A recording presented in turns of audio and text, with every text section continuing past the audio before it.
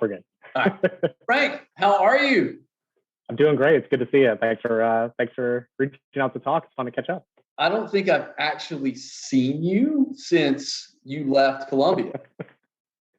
It's been a minute, yeah. We've talked a few times, but like I haven't seen that bearded face since, what was that, 2014, 2015? Yeah, I think it was 2013 actually. So yeah, I remember I graduated college 2011 and folded over into the Ingenuity SC crew and spent the first 2.5 years of my career working there, and got to meet you along the way. So it's been fun. Yeah, it's been almost 8 years, I guess, to that point. Golly. So tell me what you're doing now. So I am working right now with a group called the Business Higher Education Forum up in Washington, D.C. It's a great, fun national group where we help partner up businesses with higher education institutions across the country, C-suite to C-suite, to build really strong competitive talent ecosystems for them, and help make sure that folks have access to, make sure that business in particular has access to the right skills, to higher education institutions that are trained in the right way with those right skills, and to make sure that students and workers that are looking to have a career path in different kinds of in-demand occupations have access to the right credentials and opportunities to demonstrate those competencies over to business, and ultimately get into some great, well-paying, high-demand, really cool, fun jobs across the country. That's awesome. So what is your involvement with it? What's your role? Yeah, so I specialize across most of my career, as you probably recall here from our time at Ingenuity SC, in helping to develop the regional ecosystems around that. So it's a lot of work in public-private partnerships of trying to make sure that on the public side, higher education institutions, workforce development boards, nonprofits, and philanthropies, trying to make sure that they have a strong understanding of what industry is looking for and what they need when they are going out to hire. So that way they can prepare the folks that they work with for those opportunities. And then vice versa, making sure that we can go work with industry partners, with higher education, and other folks in chambers of commerce. And yes, that is my blind dog popping around in the background. That we can go work with folks that are in industry to help take those needs and translate them into actionable insights for the higher education partners and individuals that are working in community-based organizations. So what are some of the hotter jobs that y'all are looking at right now? Data and tech.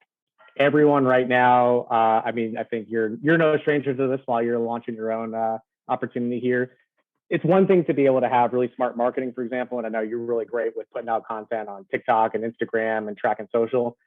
It's even more valuable right now to know how to understand all the insights and metrics that those platforms are providing with every day through their dashboards and backgrounds and algorithms. And so it's one thing, again, to be able to know, like, I have 3,000 followers or likes that are coming in maybe every week or every month.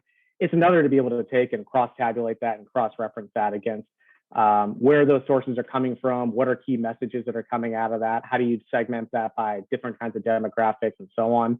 We're seeing that. I mean, that's one example of just how marketing as a field is being disrupted a little bit by the need to be able to analyze, visualize, and communicate around data. But you look across folks that are working in advanced manufacturing. If you're a frontline supervisor inside of an advanced manufacturing firm, South Carolina's got a lot of work going on in Boeing and Volvo and so on. Those companies, they need frontline supervisors that know how to apply those kinds of data skills to scheduling, to efficiency to scheduling on how they do scheduling, how they develop their supply chains, how they make sure they are running things efficiently, quality assurance, and so on. And it goes down the field, down into all sorts of other different kinds of fields with machine learning, the rise of artificial intelligence, and different kinds of platforms. So there's a lot of other areas, but we're really, really seeing a lot of demand right now for data, analytics, visualization, and different kinds of skills. So if I'm rewinding to me being 18, what are some resources that I could go to start getting those skills outside of the traditional four-year university? Yeah, definitely. I mean, four-year universities are key. They are a great place, especially as you're trying to grow and evolve into a lot of those sort of middle and higher skills. If you want to go into management and leadership and so on, those are going to be great ways to gain a lot of that in-depth knowledge of data science, analytics, and so on.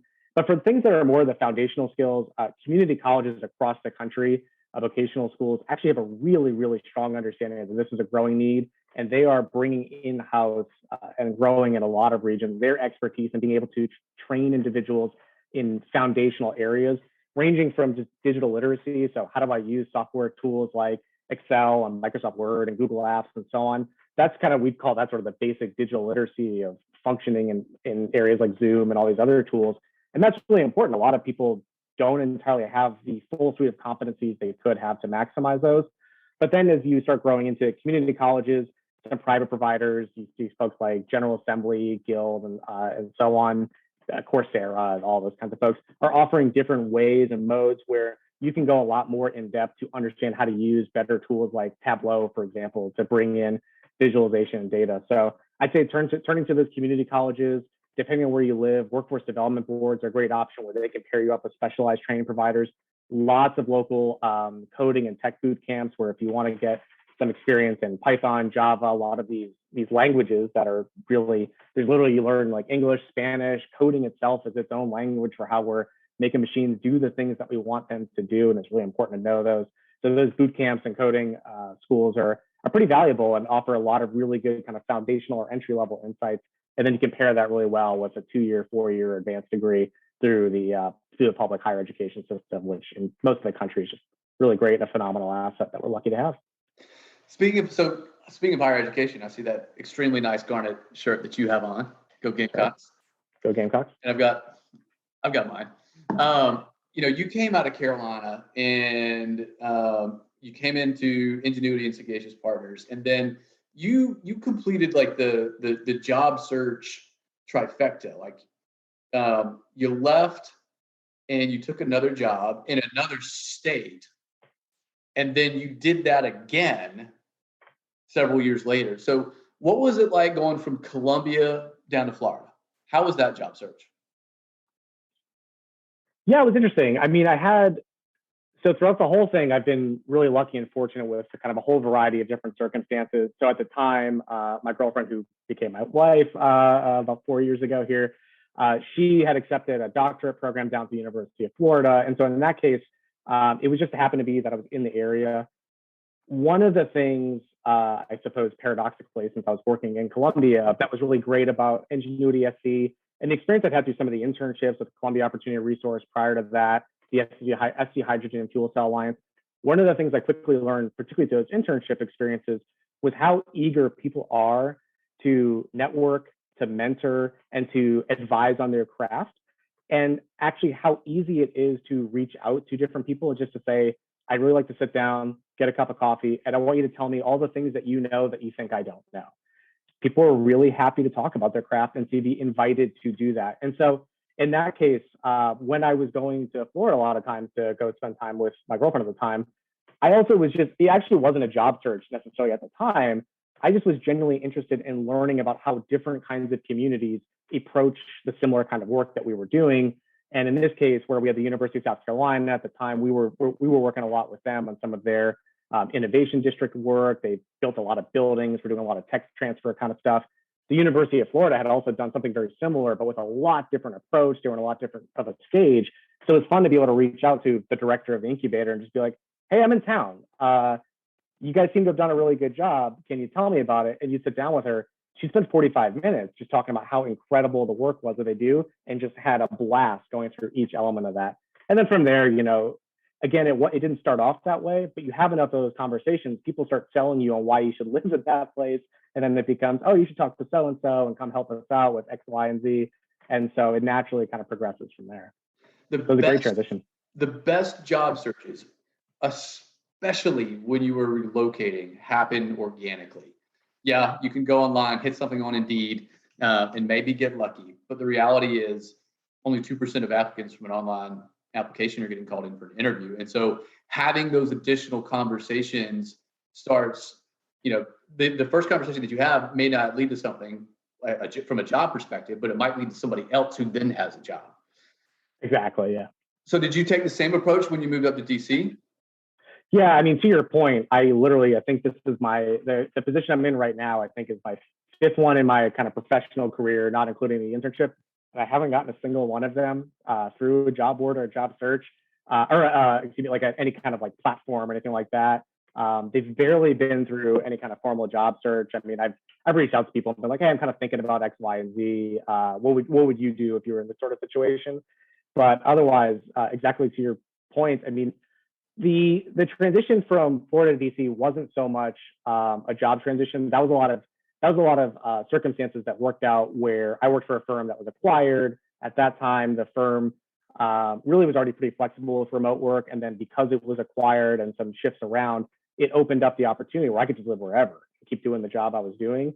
And really the most recent transition happened courtesy of COVID and how it got even easier with so many people in professional class jobs like the ones that you and I are doing, moving to virtual, and you don't even have to worry about the logistics of trying to set up a coffee with someone or trying to go get a beer with someone. I mean, those are great and those are fun, but all of a sudden it was way easier just to get on camera with someone in Zoom and do 15 minutes with them, just to be like, hey, I'm kind of looking at this. I got this great opportunity. What do you think of this opportunity? Or, I really like this kind of work. Do you know someone I could talk to grow in this sort of space and learn a bit more about it? So the Florida DC one was more of just, I was lucky because I was working with a remote job, but then the job transition that came out of it really was more part of this massive wave of people that, particularly in kind of professional class jobs like these, are able to take advantage of this much more leveled out, flattened economy where it's easy for you and me from 900 miles apart to get together and have a quick conversation on camera and get a little bit of rapport.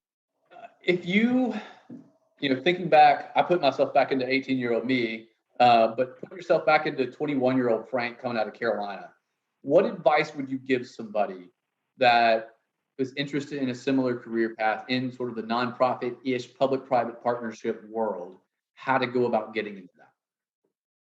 Yeah, I think there's two things. One, and I won't go too much on it because we've already talked a little bit, I think, about the networking component and taking advantage of those opportunities. I'd say particularly for South Carolina, when you're in a state, when you're in Columbia, Greenville, Charleston, these are on the one hand big communities, but they're still small enough communities where people are really, really excited to keep talent there. A lot of people are really motivated for that. So try to show up at everything you can that's a networking event. Again, right now with like COVID, it's actually really easy to do a lot of drop-ins to these Zoom events and so on. It's a little trickier. You want to use them to pop in. And in my opinion, try to, as quickly as possible, find someone to get some one-on-one time with, because this kind of format where it's just me and you talking is a lot more productive in an event like this, whereas if, when it was in person, you could kind of make the rounds if you showed up at a Columbia Opportunity Resource event or something like that. The second thing, I think, specific to your question around the nonprofit sector, government sector, and so on, they're still a business. And I think a lot of people believe going into, so I've now worked in energy, community development, economic development, and I would be considered right now working in higher education. They are a business at the end of the day. And a lot of these, there's a lot of money at stake.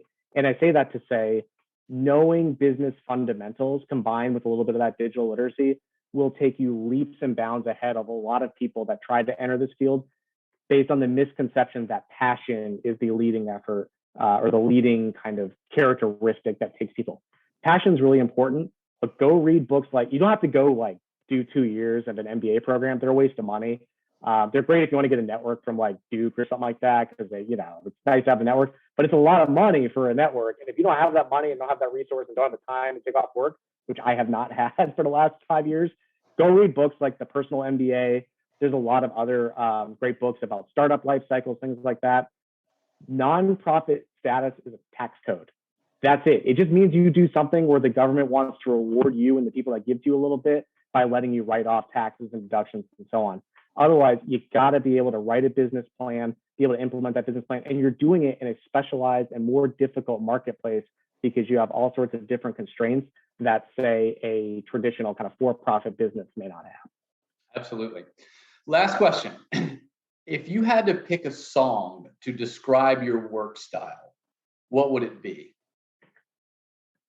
It's a good question. It's hard. I mean, it's hard because I just saw Darius Rucker at Wolf Trap here in the outside of DC in Virginia, and so part of me's got Wagon Wheel going into my head of maybe that's a worthwhile one, but I'd have to think about that one and maybe get back to you. A song that describes my work style. So thinking out loud, what I could give you is probably a genre maybe that would help, which is I think 80s rock for me, actually probably kind of 80s pop rock-ish would probably kind of work for it. I like a lot of structure in 80s pop rock. 80s pop rock is actually very structured, but then inside of that structure, I like to do a lot of like kind of crazy, weird stuff. Like you get to the bridge in an 80s rock song and it's some like ridiculous riff for a solo, or like the lead, it's like Axl Rose like starts kind of belting or riffing. It's just when you kind of break it down and pause for a minute, it's like this is a weird, like this is a lot of energy to be thrown out there, but it works in the end. There's like a real kind of interesting art to it. So I'd say it's kind of that combination of sort of high energy structure, and then that kind of replicability where like people can come in and enjoy it. You know what you're going to get out of the show. You get a little bit of a surprise, and you want to keep coming back for not just like the music and the art, but also like the community people come around, which is just a lot of fun. So I don't know. It's kind of my rambling way into that, but it's specific songs hard, but that's the best I could probably do for a musical analogy there. There we go. I'm going to put the next playlist I do when I write a resume on the 80s on 80 on Pandora and see what comes out of it. It's going to be Warrant, Guns N' Roses, probably Rat. Yeah. Metallica. I mean, yeah. Sometimes you get lucky and they'll throw in an 80s Tom Petty or an 80s Rolling Stones too. That's true. I probably should have thought of those after living in Gainesville for a while too. So. I know. Well, Frank, it was so good to see you, man. I appreciate you joining me here for a few minutes. And when you're in town for a ball game, let me know. Yeah, definitely. And if you got folks that are reaching out and they want to talk to anybody about this stuff, please, let them know they can. They can at me at Frank J. Avery on Twitter or Brick John LinkedIn. I'm always happy to talk to other folks and help them find their own way. If don't want to steal any revenue from you per se, but if they want a little informal advice on the side or do one of those 15-minute virtual coffees, I love helping people grow in their career. So the biggest thing that I feel like I can do in my role, yes, it's writing documents, it's coaching people through their job search, but if I can still be that dot connector for them, like I don't charge companies a fee anymore. I don't do that. And so if I've got a connection and somebody's interested in working somewhere where I have a connection, that's a door that I will easily open for them. No problem. So if anybody ever wants to get into the public-private space and wants to talk to Frank, let me know and I'll connect you. It's great talking to you. All right, man. See ya.